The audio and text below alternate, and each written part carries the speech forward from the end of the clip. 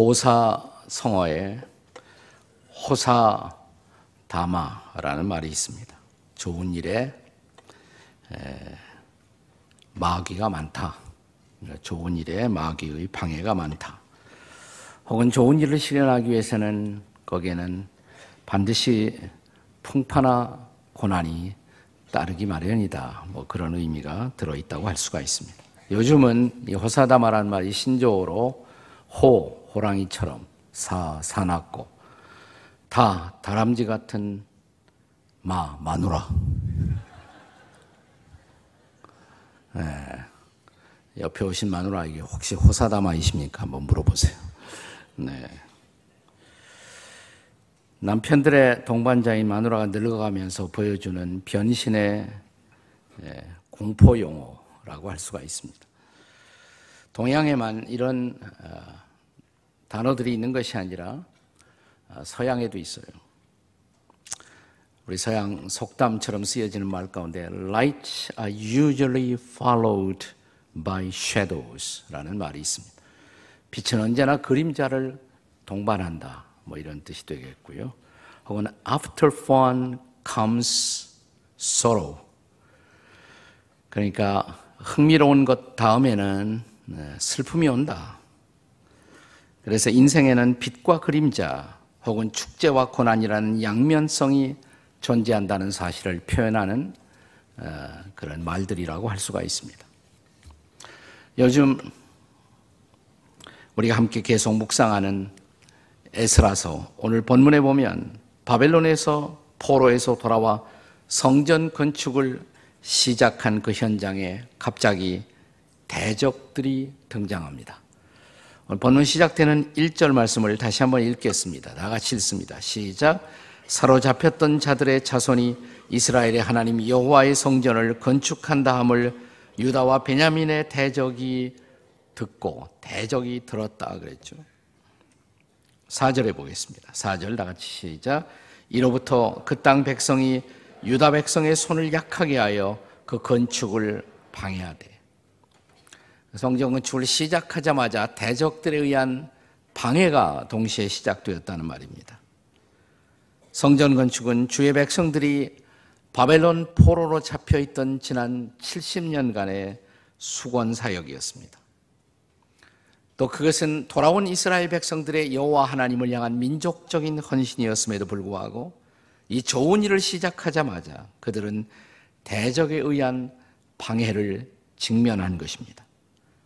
우리도 하나님의 백성으로서 오래간만에 내가 한번 하나님의 일에 헌신하자라고 어떤 일에 나 자신을 던지고 그 일을 시작하자마자 전혀 기대하지 않았던 시험거리를 만나 거기서 방해를 경험하는 일들이 적지 않습니다. 그때 우리는 내가 하나님의 일을 모처럼 이렇게 시작하는데 왜 이런 시련을 주시나요? 우리는 왜라는 질문을 던지면서 주저앉기도 하고 혹은 신앙의 회의 혹은 깊은 무력감의 포로가 되기도 합니다. 자, 우리가 이런 자리에 서게 될 때 이런 사역의 방해를 극복할 수 있는 처방은 도대체 무엇일까요? 사역의 방해를 극복하는 처방은 무엇이겠습니까? 첫째로 대적의 방해를 예상할 수 있어야 한다는 것입니다. 우리는 좋은 일에는 어려움이 없을 것이다 라는 그런 낙관적 신화를 보통 갖는 일들이 많습니다. 우리가 좋은 일을 하면 만사형통할 거야. 근데 실제로는 그렇지 않습니다. 우리가 좋은 일을 했는데도 거기에 어려운 시련이 우리를 기다리고 있는 장면들을 더 자주 우리는 경험합니다. 또 그것은 하나님의 일에 있어서는 더더욱 그렇습니다. 나 이것은 놀랄 만한 일은 아니라고 생각합니다. 자, 정말 하나님이 살아계시고 그런데 그 하나님을 대적하는 마귀도 존재한다면 성경의 증언처럼 하나님의 일을 방해하는 마귀가 존재한다면 하나님의 백성들이 하나님의 일에 헌신하는 모습을 마귀가 좋아하겠습니까? 그들이 하나님의 일을 방해한다는 것은 오히려 예상할 만한 일이고 또 당연한 일일 수가 있습니다. 그것이 마귀가 존재하는 이유이기 때문에 그렇습니다. 마귀는 종종 성경에서 사탄이라고 불리워지기도 합니다. 마귀와 사탄이 다른 게 아니에요. 똑같은 존재예요. 사탄이라는 단어의 본래의 의미는 대적이란 뜻입니다. 대적. 마귀라는 단어의 본래의 의미는 참소자 혹은 고발자 이런 뜻을 갖고 있습니다. 어떻게 사용되든 이 사탄 마귀는 대적하는 자이고 하나님을 대적하고 하나님의 백성들을 대적하는 자이고 또 하나님의 사람들을 참소하는 자, 고발하는 자라는 의미를 여기서 읽어낼 수가 있습니다. 우리는 베드로전서 5장 8절의 말씀을 기억하지 않을 수가 없습니다. 같이 한번 읽어보시겠습니다. 다 같이 시작. 근신하라, 깨어라. 너희 대적 마귀가 우는 사자같이 두루다니며 삼킬 자를 찾나니. 성경은 흔히 마귀가 사용하는 전략을 가리켜서 간계라고 표현하고 있습니다. 간사한 계교라는 말이죠. 에베소서 6장 11절의 말씀을 기억하시나요? 같이 한번 읽어볼까요? 시작. 마귀의 간계를 능히 대적하기 위하여 하나님의 전신갑주를 입으라. 마귀의 뭐예요? 간계, 간교한 괴계를 대적하기 위하여. 그렇습니다. 마귀는 간사합니다. 그래서 자기를 마귀처럼 하고 우리를 찾아오지 않아요. 처음에는 우리의 협력자로, 우리의 지원자처럼 자신의 모습을 가장하고 다가올 수가 있습니다. 본문에서도 이스라엘의 대적들은 처음부터 방해자라는 인상을 보이면서 다가왔던 것이 아닙니다. 처음에는 오히려 성전 건축의 협조자라는 모습을 보이면서 다가옵니다. 본문의 2절을 보겠어요. 2절 다 같이 읽겠습니다. 시작. 스룹바벨과 족장들에게 나와 이르되 우리도 너희와 함께 건축하게 하라. 우리도 너희와 같이 하나님을 찾노라. 아수르 왕 에살하돈이 우리를 이리로 오게 한 날부터 우리가 하나님께 제사를 드리노라. 얼마나 그들이 성경적인 말을 하고 있어요. 우리도 하나님을 찾는다. 우리도 하나님께 제사를 드리고 싶다. 우리는 아수르 왕 에살하돈이 우리를 이리로 오게 한 날부터 하나님께 항상 제사를 드려왔다. 아마 이 사람들은 사마리아 사람들이었을 것입니다. 이스라엘이 반으로 나누면 남쪽을 유다, 북쪽을 사마리아라고 부르잖아요. 저 아시리아가 제국이 팔레스타인 땅을 침략했을 때 먼저 침략한 것이 바로 사마리아예요. 사마리아 사람들은 아수르와 혼혈 민족이라고 할 수가 있습니다. 그들은 그때부터 아수르의 신앙을 받아들였고 그들은 다양한 신들을 섬겨왔습니다. 그럼에도 불구하고 우리도 하나님을 섬겨왔다 이렇게 말하고 있어요. 얼마나 협조적인 증언으로 들립니까? 그러나 실상 그들은 다른 복선을 그들의 마음속에 깔고 있었던 것입니다. 성경학자들은 성전이 건축된 이후에 그들도 정치적 발언권을 행사하기 위해서 이런 전략을 구사한 것이다 라고 생각을 하고요. 또 하나는 그들이 본문에서 하나님을 제사하겠다고 하지만 그들의 하나님은 유일하신 하나님, 절대 하나님이 아니라 여러 신 중에 하나예요. 그 신 중에 하나로서 제사하겠다는 말이에요.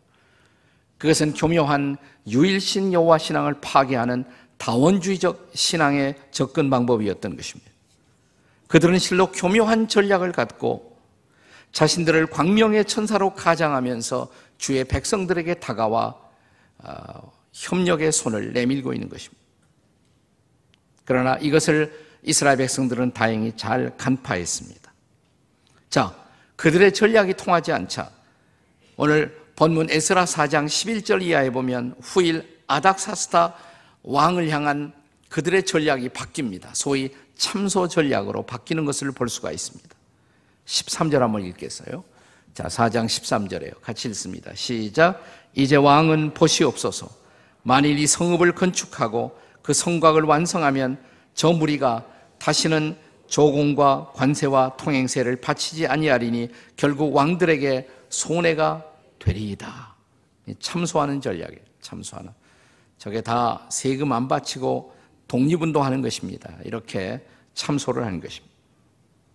이 참소 전략과 함께 이 대적들은 또 하나의 전략을 구사합니다. 그것은 소위 뇌물 전략이었습니다. 본문 5절에 기록되어 있는데요. 자, 본문 5절을 같이 읽습니다. 시작. 바사왕 고레스의 시대부터 바사왕 다리오가 즉위할 때까지 관리들에게 뇌물을 주어 그 계획을 막았다. 이렇게 말합니다. 그렇습니다. 사탄 마귀는 문자 그대로 수단과 방법을 가리지 않습니다. 네. 그리스도인들은 수단과 방법을 가려야 돼요. 그게 기독교 윤리입니다. 어떤 방법도 그 방법이 목적을 정당할 수는 없어요. 목적이 바른 것이면 방법도 바른 방법을 사용해야 합니다. 그러나 사탄은 수단과 방법을 가리지 않습니다. 그렇게 하나님의 일을 방해하는 것입니다. 그렇습니다. 우리는 하나님의 일을 할 때에 따라서 이런 방해를 예상할 수 있어야 합니다. 하나님의 거룩한 일에도 방해는 얼마든지 있을 수가 있다. 어려움은 있을 수가 있다. 고난도 있을 수가 있다. 그것을 예상해야 합니다. 마치 지혜로운 학생들은 시험 준비에 임할 때 예상 문제를 뽑는 것처럼 우리는 사탄의 방해가 이 일 가운데 있을 수가 있다. 그리고 기도하면서 하나님의 일을 감당해야지 하나님의 일이라고 적당히 하려고 하다가 우리는 시험에, 더 커다란 시험의 올무 속에 빠져들어갈 수가 있어요. 그렇습니다. 이런 대적마귀의 방해를 예상하고 하나님의 거룩한 일을 하나님의 방법으로 감당할 줄 아는 여러분과 제가 되시기를 주의 이름으로 축원합니다. 그래서 이런 방해를 우리는 잘 예상해야 한다는 것입니다. 두 번째는 주를 위해 초지일관해야 합니다. 초지일관이 뭐예요? 오늘 고사성어가 많이 등장합니다. 초지일관. 이런 유머가 있습니다. 한 아이가 집에 성적표를 가져왔는데 성적은 초지일관 모두가 다 가였습니다. 영어 가, 수학 가, 국어 가, 사회 가. 근데 체육만 미였어요. 아들의 성적표를 묵묵히 바라보고 묵상하던 아버지의 말씀, 아들의 어깨를 부드럽게 두드리면서 야, 너무 한 과목에만 너는 치중한 거 아니냐? 네, 초지일관은 집중력입니다. 처음부터 끝까지 일관성 있게 집중하는 것입니다. 변치 않는 헌신을 말하는 것입니다.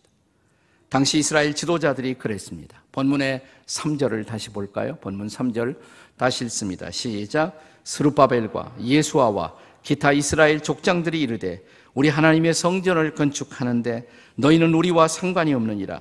바사와 고레스가 우리에게 명령하신 대로 우리가 이스라엘 하나님 여호와를 위하여 홀로 건축하리라.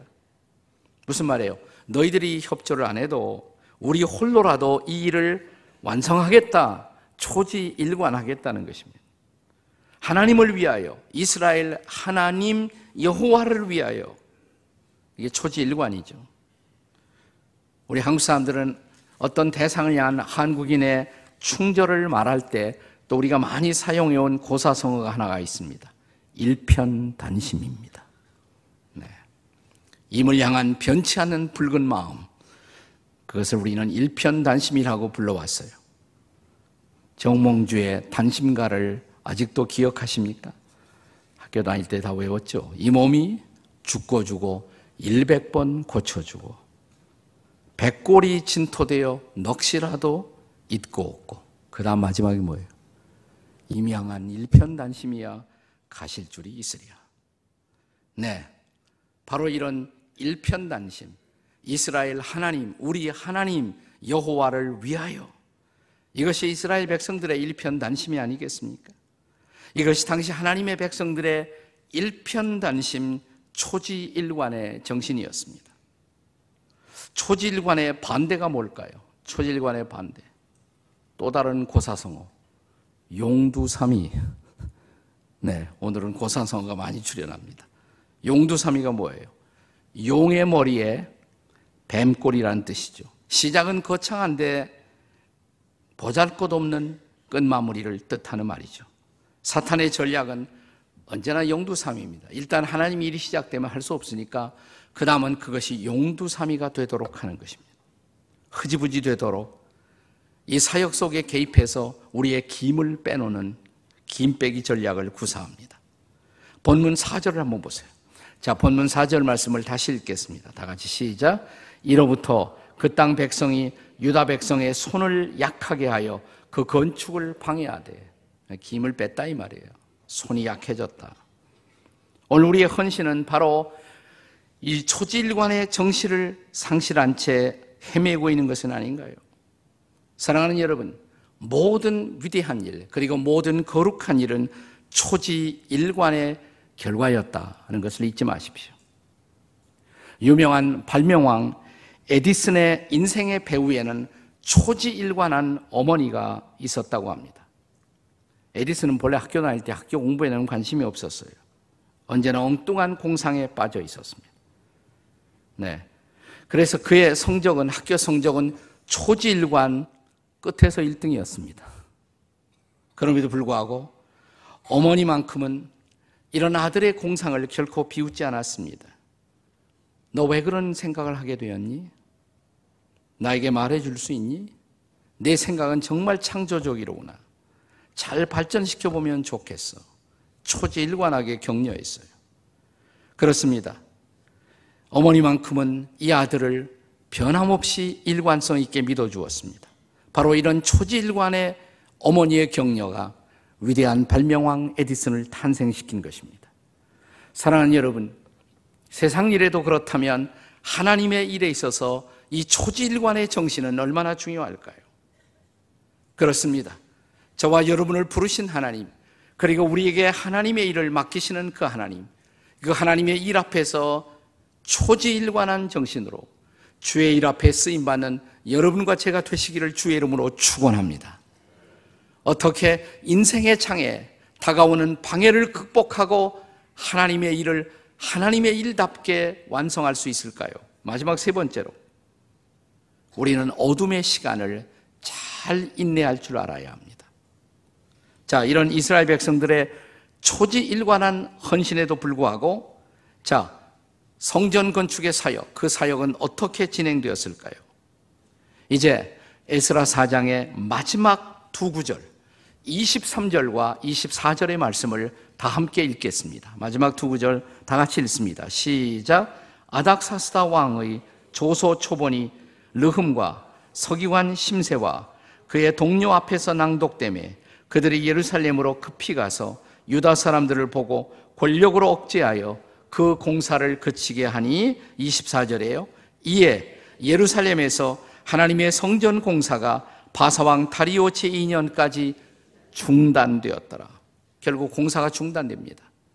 즉 사마리아 사람들의 방해는 당시에 가장 강력한 통치자인 이 왕을 움직였고, 성전 건축은 주전 536년부터 520년까지 약 16년간 중단되고 말았습니다. 자, 그 시간 동안 이스라엘 백성들은 얼마나 안타까운 시간을 보냈을까요? 얼마나 그들은 좌절의 시간을, 그리고 낙심의 시간을 보냈겠습니까? 이제 그들은 아무것도 할 수 없고 일하던 손을 놓아버리고 하늘만 쳐다볼 수밖에 없었습니다. 의욕적으로 시작한 모든 일이 결과를 거두지 못하고 중단될 때, 우리는 우리가 시작한 그 일을 어떻게 보아야 할까요? 실패일까요? 우리는 하지 말아야 할 일을 시작하는 것일까요? 그러나 역사의 교훈은 때때로 하나님은 우리가 하던 일을 잠시 손을 놓고 기다리게 하심으로 더 큰 하나님의 역사를 이룬다는 레슨을 종종 보여주고 있습니다. 그러므로 우리가 이런 어둠의 시간을 보낼 때, 좌절의 시간을 보낼 때 잘 인내하고 잘 기다릴 줄 알아야 합니다. 저는 이번 주간 지난 며칠 우리 교회 약 80여 명의 성도들과 함께 3박 4일로 경상북도를 특별히 중점적으로 우리 기독교 사적지 탐방 시간을 가졌습니다. 그 일정 중에서 마지막 날 우리는 경북 영천의 아름다운 작은 교회 하나를 찾았습니다. 영천은 흔히 별의 도시라고 불리워지는 곳입니다. 천문대가 산 위에 있고 그래요. 근데 아름다운 별의 도시에 별만큼 아름다운 교회 하나, 자천교회라는 교회가 있습니다. 1898년 당시 한국 처음 초기 선교사들이 대구에 이제 선교부를 구성합니다. 선교사 3사람이 있어야 선교부가 구성되는데, 그때 선교부 책임을 맡고 있었던 분이 아담스라는 선교사님이에요. 한국 이름으로는 안의와 선교사라고 불리워졌습니다. 그는 대구에 경북지방을 위한 선교 본부를 거기에 만들고 이제 경북 여러 지역을 돌아다니면서 선교 여행을 계획합니다. 그러면서 이제 처음으로 대구를 떠나 청송 쪽으로 가면서 그쪽을 마지막 목적지로 하고 영천을 지나가게 됩니다. 근데 아담스 선교사가 영천을 지날 무렵 노귀제라는 언덕에서 한 사람을 만납니다. 그 사람은 본래 경주 사람이었어요. 경주 한학을 공부하고 있던 선비 권현중 씨라는 분이, 이분은 가산도 있었지만 독립운동에 특별한 관심을 가지고 있었지만 그 일도 잘 되지 않고 마음속에 낙심한 채로 이분도 청송으로 가서 살까 그러다가 조금 마음을 돌이켜 그래도 무슨 일을 하려면 대구가 낫지 않을까 마음을 바꾸어서 경주를 떠나 대구로 가다가 영주를 지나게 됩니다. 그래서 대구에서 내려오는 아담스 선교사, 또 경주에서 대구로 올라가는 이 한학자인 권현중 씨가 영천의 노귀제 언덕에서 만나게 됩니다. 서양 사람이니까 관심이 있었겠죠. 서툰 한국말로 접근하면서 그에게 복음을 전해요. 뜻밖의 이 복음의 메시지 앞에 이 한학자 권현중 씨의 마음이 크게 요동치기 시작합니다. 그러면서 그 성경을 내가 배우고 싶다고, 복음을 더 공부하고 싶다고. 그러냐고. 그 공부하기 위해서는 어쩌면 대구보다도 영천이 훨씬 더 나을 수가 있다고 생각한 그는 영천에 터를 잡고 집을 장만합니다. 그리고 이 선교사님을 종종 초청해서 성경을 배우게 된 것입니다. 예수를 믿게 되었죠. 자, 자기 집에, 영천에 자기 집을 만들고 사랑방을 열어 예배를 드리기 시작하자 동네 사람들이 5명, 10명, 20명 이제 모여와서 함께 예배를 드리게 됩니다. 이제 예배당을 짓고자 하는 마음이 생겼어요. 그래서 이분은 자기의 가산을 들여서 친히 예배당을 짓고자 했지만 마을 사람들이 반대를 합니다. 야소교가 웬 말이냐 그러면서 이제 반대를 해요. 그러자 그는 가만히 보니까 그 경찰 주재소가 형편이 없어요. 관리들을 찾아가서 경찰 주재소를 내가 다시 짓겠다고, 그리고 면사무소를 지어줄 테니까 예배당을 짓게 해달라고. 그래서 허락을 받습니다. 그래서 자기 가산을 털어 경찰 주재소를 짓고 면사무소를 짓고 그 다음에 자천 예배당을 거기다 짓습니다. 그래서 거기서 하나님을 예배하기 시작하고 성경을 공부하고, 그리고 또한 동네 젊은이들을 모아서 거기서 학교를 시작합니다. 신성학당이라는 학교를 시작합니다. 샛별 같은 젊은이들에게 그는 미래를 품게 만들고 또 독립운동을 고취하기 위해서 젊은이들 교육을 시작합니다. 그리고 밤이면 지나가는 독립군들을 돕고 독립군 군자금을 대고 이런 일을 시작합니다. 그래서 이 권영주 씨의 자녀들은 우리 아버지는 이상하다고, 낮에는 젊은이들을 만나고 공부하다가 밤에는 이상한 사람들을 만난다고, 독립군들을 만난 거예요. 네. 자, 이렇게 하는 동안에 그는 이제 가산을 거의 다 탕진하게 됩니다. 마지막 남아있던 자기의 집이 있어요. 디귿자 집이 있었는데 이 집마저 마지막 빚을 청산하기 위해서 그 빚을 넘길 수밖에 없게 되었습니다. 그가 세상을 떠나갈 때 그는 빚밖에 없는 채로 마지막 빚을 갚기 위해서 디귿자 남은 집을 그 동네의 천석군이었던 김영대 씨라는 사람에게 집을 넘기고 세상을 떠나갑니다. 1929년에 소천을 합니다. 우리가 이 교회를, 이 자천교회를 방문했을 때 이 교회 손산문 목사님, 이 담임 목사님은 우리에게 이 권영중 장로님, 나중에 장로님이 되는 장로님의 일생을 소개하면서, 여러분, 이분은 예수 믿고 가산 탕진한 대표적인 사람입니다. 그렇다면 이 장로님의 일생은 실패일까요? 라는 질문을 우리에게 던졌어요. 그분은 이런 말을 합니다. 한국 교회가 보통 간증 시간 가지면 예수 믿고 성공한 사람들 내세우는데 이분은 예수 믿고 가산 탕진하고 모든 것을 버리고 마지막 빚으로 일생을 마감한 사람입니다. 이분은 실패한 사람일까요? 그런데 그의 스토리는 거기서 끝나지 않았다는 것입니다. 그가 마지막 빚으로 넘겼던 그가 살던 한옥은 그 마을 천석군이 샀다고 그랬죠. 그분이 예수를 믿게 돼요. 김영대 씨가.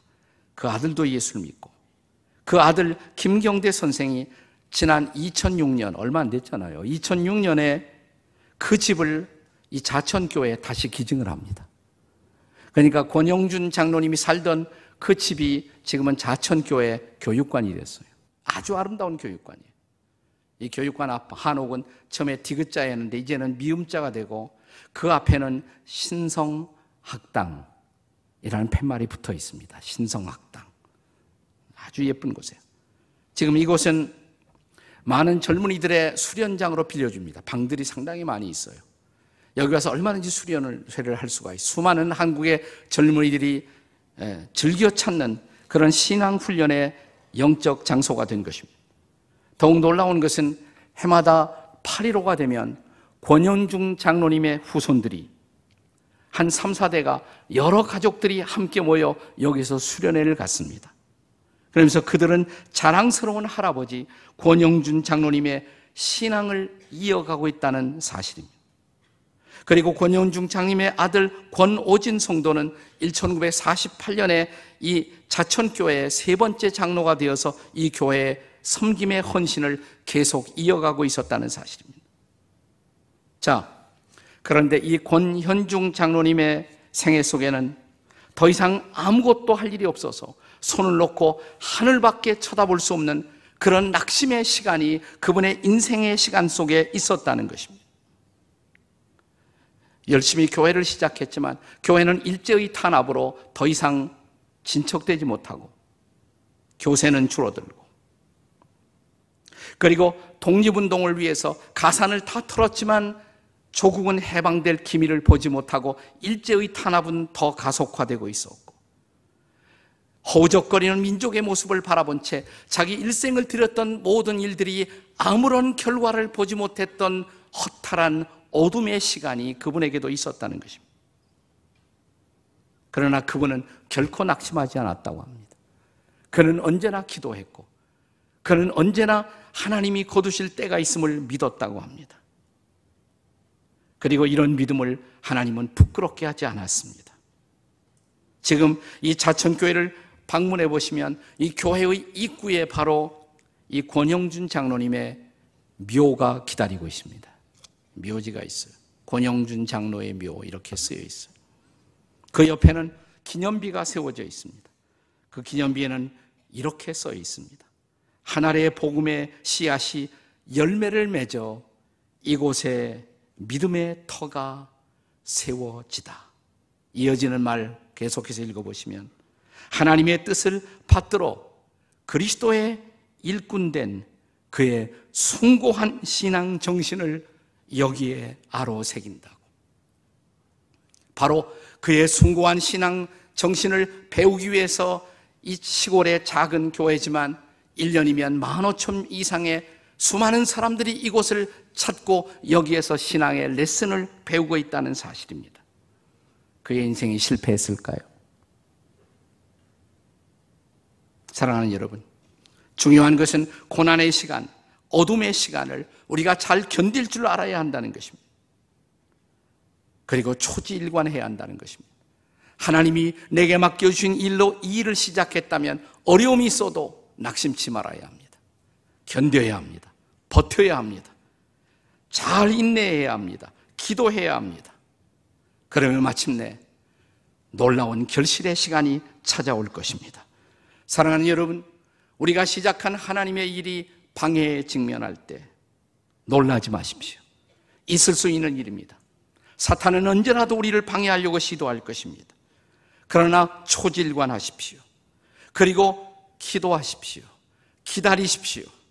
그러면 마침내 이 어두운 밤이 지나가 새벽에 아름다운 결실이 기다리고 있을 것입니다. 우리 세대가 아니면 다음 세대에 우리는 반드시 그 열매를 거두게 될 것입니다. 이런 놀라운 은혜의 결실을 바라보면서 오늘 하나님이 내게 주신 어둠의 시간을 믿음으로 버티고 기도로 승리하는 저와 여러분이 될 수 있기를 주의 이름으로 축원합니다.